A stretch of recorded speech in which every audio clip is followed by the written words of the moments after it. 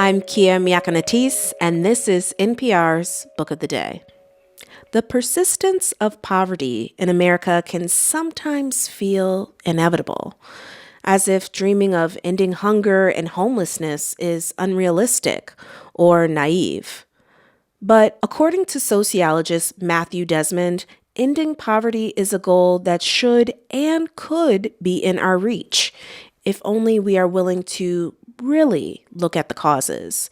His new book, Poverty by America, explains that poverty continues to exist in one of the world's wealthiest nations because the rest of our society benefits from it.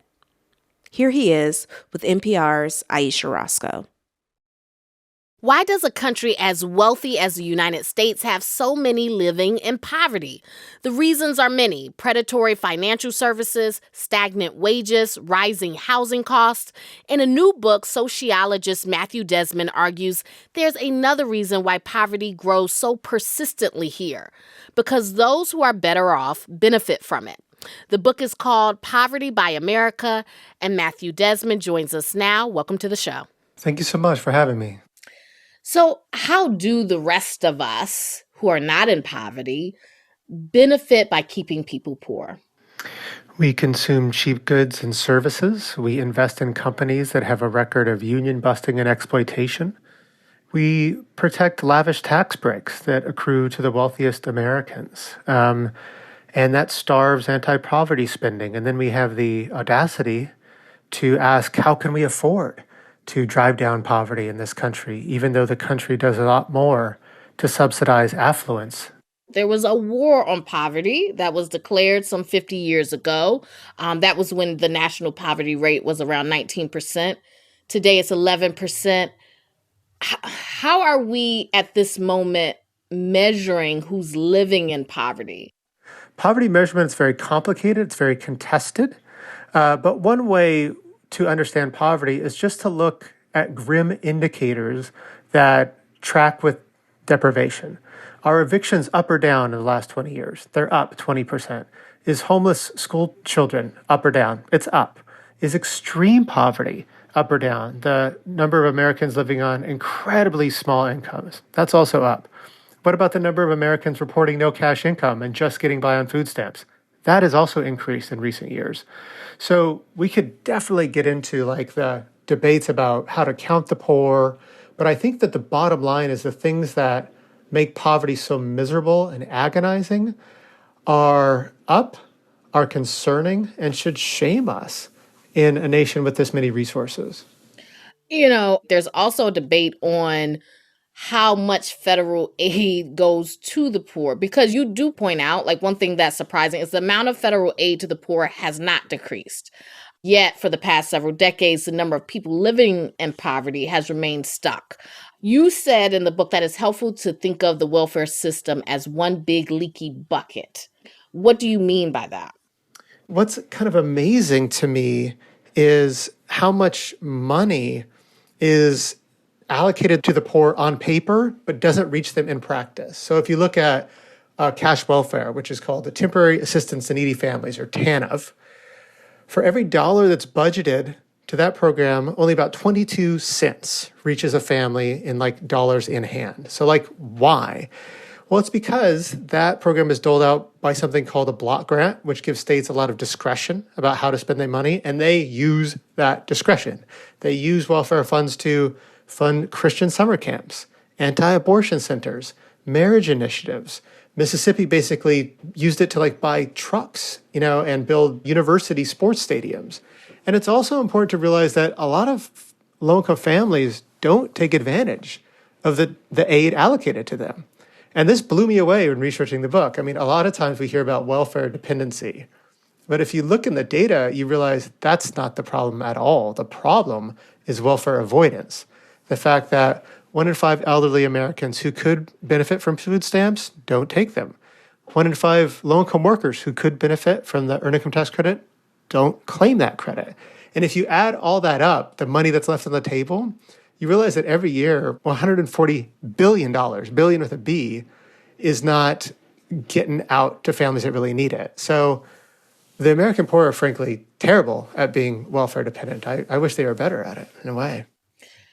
But part of what happens when you have all of these debates about the poor is that there is this idea that if you help these people, and it depends on what those people look like, whether you feel like they deserve the help, but it's also kind of zero sum where people feel like, oh, I'm working hard at my job and I work so hard to pay these bills, and then that person isn't working and then they get money, and that's not fair. So, like, how do you deal with that battle of public opinion where you have these groups really that are being pit against each other? Yeah, it gets us into this scarcity mindset, right? And a lot of the ways that the government has designed anti-poverty policies are frankly divisive, right? And they've pitted low-income families against moderate-income families, And I think we should reject that scarcity mindset. This isn't the best we can do. We don't have to settle for this.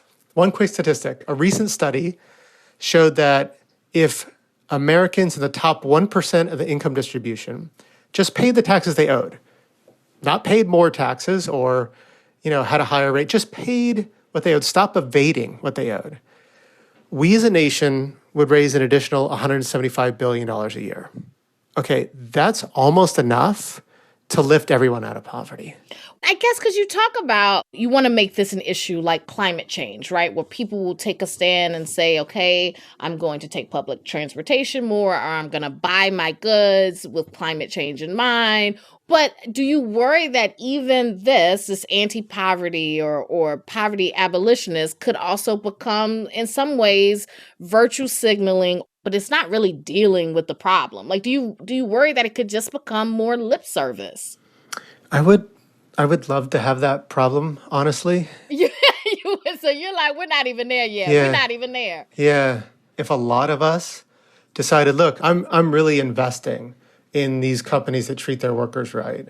I'm going to show up at my zoning board meeting on Tuesday night, and I'm going to stand up and say, no, I want affordable housing in my community. And if I'm going to write my congressperson and say, what you're doing is too small, we have more resources, reach for something better, all this poverty around me is unacceptable.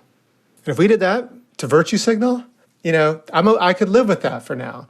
My biggest fear, actually, is that people read this book and they put it down and they just sigh and they feel despair instead of getting involved and taking some action.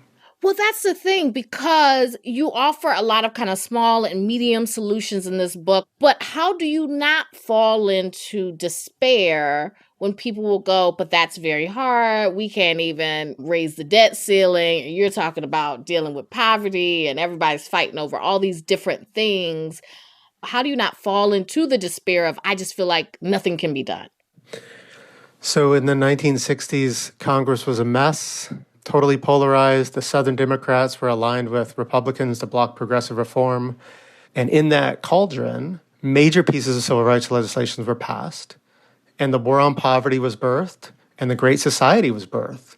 Those programs, they reduced poverty by half. How was that possible? Well, grassroots organizers, especially the civil rights movement and the labor movements, just put unrelenting pressure on federal policymakers. They forced their hand, and I'm just so grateful that those movement leaders didn't descend into despair. I'm so grateful they didn't look at Congress and say, maybe next time. They got to work, and I think we need to get to work. That's Matthew Desmond. He is a sociologist at Princeton University and author of the upcoming book, Poverty by America. Thank you so much for being with us. Oh, thank you so much.